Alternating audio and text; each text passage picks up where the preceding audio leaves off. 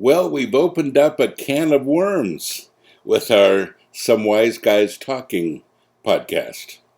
If you haven't watched it yet, it's a podcast that features six of our podcasters and me talking, and you'll enjoy it. It's a really good podcast, but man, we've been getting a lot of interesting comments on our comments about church. I want to talk about fixing church coming up next on Pastor Bob Daily.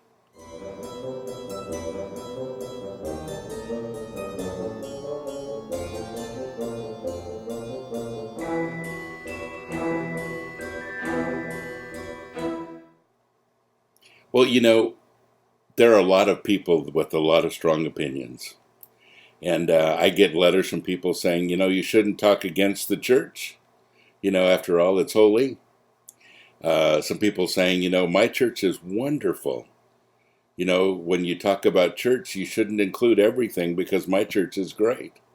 Other people that say, man, I hate my church. I hate all the churches. I left church long ago and I don't have anything to do with it now. And I know we have extreme viewpoints, but I want to break it down to the foundation today in just a few minutes. And that is this. Church isn't a building, and we've talked about that before. Church isn't rules and regulations. Really, it's people. It is you and I. How do you fix church? Well, you fix you. You fix how you interact with other people. You fix relationships. You decide that you're going to be friends with somebody no matter what it takes, the good and the bad.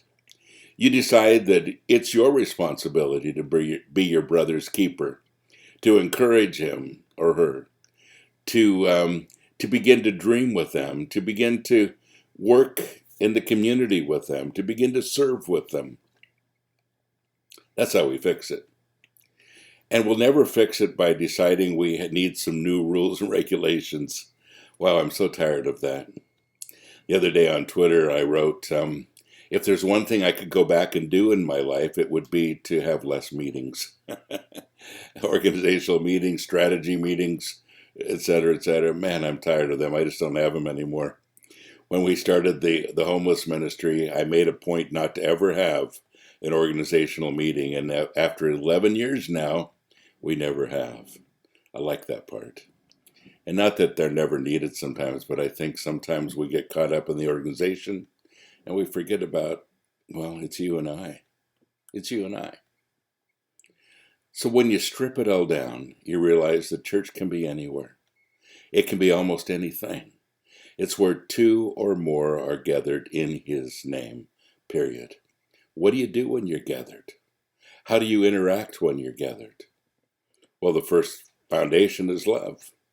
The second foundation is encouragement. And the third foundation is serving together. If you have those three, you have everything. If you don't have them, you have nothing. You have a pretend group of people who somehow see that they're doing something for the kingdom of God, and we miss the whole point.